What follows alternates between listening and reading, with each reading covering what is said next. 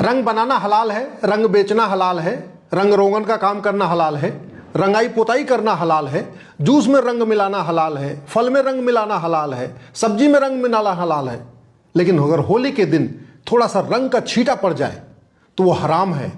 और दिल्ली में होली के दिन 6 साल की बच्ची जो छत पर से नीचे आने जाने वालों को गुब्बारा फेंक रही थी, वो गुब्बारा नीचे गिरा और ये वहां से गुजर रही एक कन्वर्टेड हिंदू महिला के ऊपर उसको कुछ छींटे पड़ गए।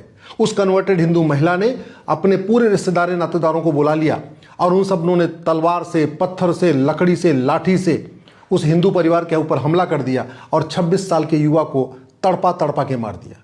होली के दिन हुआ है ये। होली के दिन देश की राजधानी दिल्ली में हुआ है।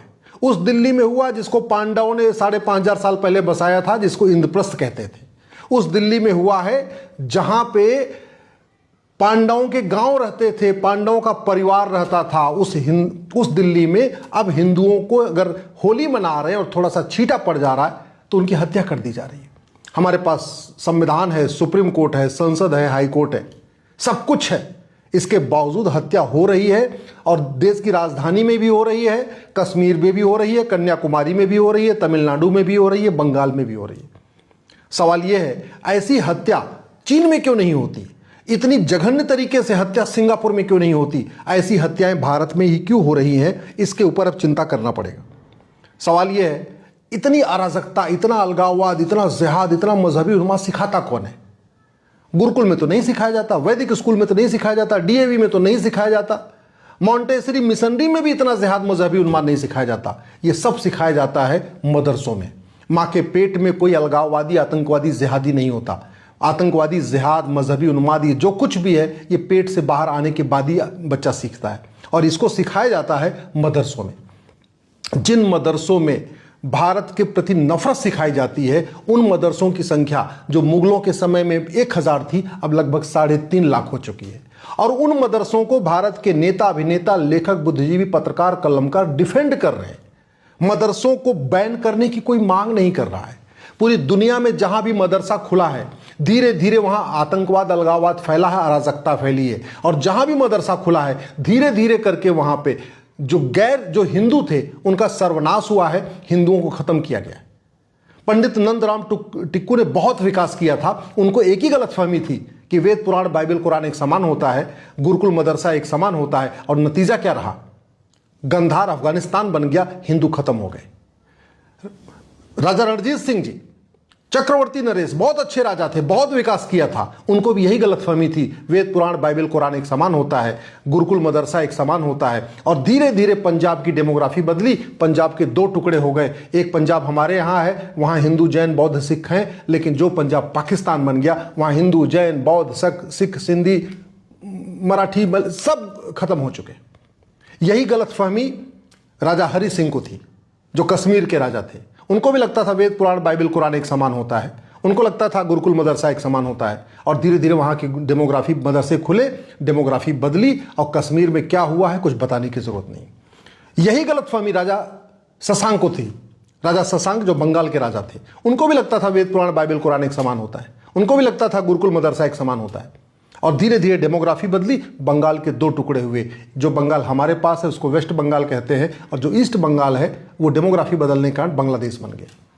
भारत के 9 राज्यों की डेमोग्राफी बदल चुकी है, 200 जिलों की डेमोग्राफी बदल चुकी है, 1500 तहसीलों की डेमोग्राफी बदल चुकी है, बॉर्डर के 300 तहसीलों की डेमोग्राफी बदल चुकी है। और बहुत तेजी के साथ डेमोग्राफी बदल रही है। और डेमोग्राफी में बदलाव कितना खतरनाक होता है ये आप देखिए। होली के दिन 6 साल की बच्ची ऊपर से रंग डाल रही है, अपने परिवार के लोगों के ऊपर रंग डाल रही है, और गलती से गुब्बारा वो जमीन पे फट गया, एक कन्वर्टेड महिला के ऊपर थोड़ा सा छींटा पड़ गया। और पड़ने के बाद ये हुआ है कि उस परिवार के एक 26 साल के युवक को मार दिया गया, तड़पा तड़पा के मारा गया, पूरा झुंड बना के मारा गया, तालिबानी स्टाइल में मारा गया, पत्थरों से कुचल के, कांच से कुचल के, लाठी से, डंडे से ऐसे, और उसके ऊपर सीने पे चढ़ के मारा गया। ये सब हो रहा है भारत में। 3 तलाक हराम नहीं है। 3 तलाक मतलब मदरसों में सिखाया जा रहा है। आप क्या सोचिए, अब जरा सोचिए क्या सिखाया जा रहा है। 3 तलाक जायज़ है, तलाक़ हसन जायज़ है, तलाक़ हसन जायज़ है, तलाक़ बाइन जायज़ है, तलाक़ किनाया जायज़ है, तहर्रुस जायज़ है, मुताह जायज़ है, मिस्यार जायज़ है, चाची, मामी, मौसी, बुआ से निकाह जायज है, मदरसों में सिखाया जा रहा है। चचेरी बहन, ममेरी बहन, फुफेरी बहन, मौसेरी बहन से निकाह जायज है, लेकिन वसुधैव कुटुंबकम जायज नहीं है। भारत माता की जय कहना हराम है, वंदे मातरम कहना हराम है, माता पिता का पैर छूना हराम है।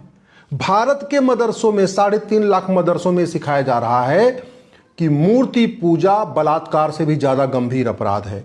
भारत में 100 करोड़ से ज्यादा हिंदू रहते हैं और मदरसों में यह सिखाया जा रहा है कि 100 करोड़ हिंदू हैं, ये बलात्कारी से भी ज्यादा, मतलब ये बलात्कार से भी ज्यादा गंभीर अपराध कर रहे हैं, ये सिखाया जा रहा है। मदरसों में सिखाया जा रहा है कि जल्दी से जल्दी इनको कन्वर्ट करो, इनकी बहन बेटियों को लफ्ज़ जिहाद में ट्रैप करो, इनका धर्मांतरण कराओ। मदरसे जो है लफ्ज़ जिहाद के सेंटर बने हैं, मदरसे धर्मांतरण के सेंटर बने, मदरसों में रोहिंग्याओं को पनाह मिल रही है, मदरसों में बांग्लादेशियों का डॉक्यूमेंट बनाया जा रहा है। मदरसा आतंकवाद का अड्डा है, मदरसा अलगाववाद का अड्डा है, मदरसा जिहाद का अड्डा है। पाकिस्तान में ऑपरेशन सिंदूर में जितने मदरसे तबाह किए गए वो मदरसे क्या थे? आतंकवादियों के अड्डे थे। भारत का भी वही हाल है। और मुगलों ने 1000 मदरसे खोले थे, वो 3.5 लाख हो चुके हैं। मैं फिर से कह रहा हूं, अगर भारत को बचाना है तो नियम कानून बदलना होगा। ये ब्रह्मोस, अग्नियान, चंद्रयान, मंगलयान, सूर्ययान, ये एयरपोर्ट, हाईवे, एक्सप्रेसवे, ये भारत को अंदर से सुरक्षित नहीं करेंगे। ये जो बड़ी बड़ी मिसाइलें हैं, हमारे पास परमाणु बम है, ये हमको चीन और पाकिस्तान से बचाएगा। भारत के अंदर का खतरा चीन और पाकिस्तान से ज्यादा है। और खतरा आप देख लीजिए कि आतंकवादी कितने लोगों को मारते हैं और भारत में जिहाद के कारण कितने लोग मारे जा रहे हैं। बहन बेटियों के साथ क्या क्या हो रहा है सबको पता है। 1000 बेटियां पर डे लव जिहाद का शिकार हो रही हैं, 10,000 हिंदुओं का पर डे धर्मांतरण हो रहा है, 5 करोड़ घुसपैठियों को बड़े प्लांट में बसा दिया गया है, नशा परोस परोस के युवाओं को नपुंसक बनाया जा रहा है, लड़की युवतियों को बाष्पन, उनके अंदर बाष्पन ढकेला जा रहा है। डॉक्टर आतंकवादी हो रहे हैं, प्रोफेसर आतंकवादी हो रहे हैं, इलेक्ट्रीशियन, क्लर्क, कांस्टेबल और थानेदार आतंकवादी बनते जा रहे हैं। इतना बड़ा खतरा है, उसके ऊपर कोई चर्चा ही नहीं हो रही। न संसद में चर्चा हो रही है, न सुप्रीम कोर्ट में चर्चा हो रही है, न मीडिया में चर्चा हो रही है। अगर इस देश को बचाना है तो सबसे पहले मैं फिर से कह रहा हूं, नियम कानून बदलना पड़ेगा। मुगल चले गए, मुगलों का मदरसा बंद करना होगा। अंग्रेज चले गए, अंग्रेजों का मैकाले, मिशनरी, मॉन्टेसरी बंद करना होगा। अगर इस देश को बचाना है तो मजहब के आधार पर जो नियम कानून चल रहा है, मजहब के आधार पर जो आयोग और मंत्रालय चल रहा है, मजहब के आधार पर जो बोर्ड और ट्रिब्यूनल चल रहा है, मजहब के आधार पर जो लोन वजीफा चल रहा है, इसको बंद करना होगा। इस देश को अगर बचाना है तो समान शिक्षा लागू करना होगा। इस देश को बचाना है तो मजहब के आधार पर जितने पर्सनल लाइन को खत्म करके समान नागरिक संहिता लागू करना पड़ेगा। इस देश को बचाना है तो लफ्ज़ जिहाद और धर्मांतरण को राष्ट्र की सुरक्षा के लिए खतरा घोषित करना होगा, देश की एकता अखंडता के लिए खतरा घोषित करना होगा, इसको देशद्रोह घोषित करना होगा, तब जाके देश बचेगा। चीन सुरक्षित है क्योंकि उसने नियम कानून बदले हैं। चीन जो सुरक्षित है अंदर से, वहां जैसी घटनाएं नहीं हो रही, उसका मूल कारण यह है कि उन्होंने कठोर कानून बनाए हैं। हमारे देश में कानून नहीं है। चीन में किसी की हिम्मत नहीं, रोहिंग्या और बांग्लादेशी की एक आदमी चला जाए चीन में, और भारत में 5 करोड़ आके बैठे हुए हैं क्योंकि हमारा नियम कानून सड़ा हुआ है। और जब पकड़े भी जाते हैं तो यहाँ के पाखंडी नेता, अभिनेता, लेखक, बुद्धिजीवी मानवाधिकार के नाम पे उनको डिफेंड करने लगते हैं। मानवाधिकार मानव का होता है, दानव का नहीं। अगर इस देश को बचाना है तो विदेशी फंडिंग पे रोक लगाना पड़ेगा। इस देश को बचाना है तो हम दो हमारे दो नहीं तो हम दो हमारे 3 ही सही, लेकिन तत्काल जनसंख्या नियंत्रण कानून बनाना होगा। इस देश को बचाना है तो जस्टिस विद इन ईयर लागू करना पड़ेगा। इस देश को बचाना है तो सठे साठ्यम समाचारे सिद्धांत लागू करना पड़ेगा। राम नीति है, भय बिन होए न प्रीत, उस सिद्धांत को लागू करना पड़ेगा। जो लोग ऐसे जिहाद कर रहे हैं, जो लोग इस तरीके की हत्या कर रहे हैं, उनको 6 महीने के अंदर उनको फांसी पे देना पड़ेगा, तब जाके होगा। कमलेश तिवारी से कन्हैया लाल तक हजारों लोगों की हत्या हो चुकी है, किसी एक को भी फांसी नहीं हुई, किसी एक की भी नागरिकता नहीं गई, किसी एक की भी 100% प्रॉपर्टी नहीं जब्त हुई, किसी एक का भी narco polygraph brain mapping test नहीं हुआ है। देश सुरक्षित हाईवे से नहीं होगा, देश सुरक्षित एक्सप्रेसवे से नहीं होगा, देश सुरक्षित एयरपोर्ट से नहीं होगा। देश सुरक्षित होगा कठोर नियम कानून से, देश सुरक्षित होगा जस्टिस विद इन ईयर से, देश सुरक्षित होगा समान शिक्षा, समान नागरिक संहिता लागू करने से, देश सुरक्षित होगा घुसपैठ नियंत्रण, धर्मांतरण नियंत्रण, जनसंख्या नियंत्रण कानून बनाने से। मैं आप लोगों से हाथ जोड़ के निवेदन कर रहा हूं, इस वीडियो को अधिक से अधिक शेयर करिए, अपने सांसदों और विधायकों और मंत्रियों को मिलकर बताइए भारत अराजकता की तरफ जा रहा है। अगर हमने तत्काल ये नियम कानून नहीं बनाया तो जो 1947 में हुआ था वही 2047 में होगा।